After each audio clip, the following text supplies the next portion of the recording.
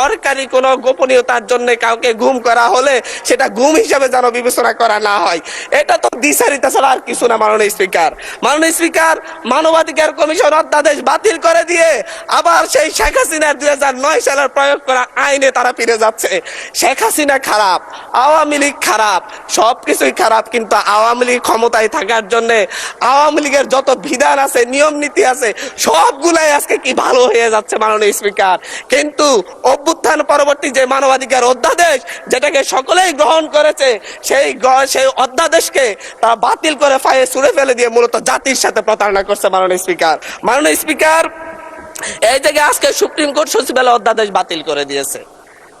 আমাদের মাননীয় প্রধানমন্ত্রী তারেক রহমান সাহেবের ওনার একটা ফেসবুক পোস্টেই উনি উল্লেখ করেছেন সুপ্রিম কোর্টের জন্য আলাদা সচিবালয় করা হবে এবং সুপ্রিম কোর্টকে বিচারালয়কে স্বাধীনতা দেওয়া হবে।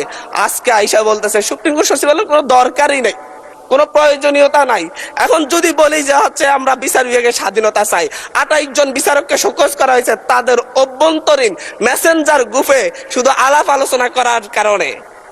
বলি যদি আমরা বিচার বিভাগের স্বাধীনতা চাই, তাহলে আমাদেরকে বলবে মেজর শহীদ প্রেসিডেন্ট জিয়াউর রহমানই তো বিচার বিভাগকে স্বাধীনতা দিয়ে গিয়েছেন।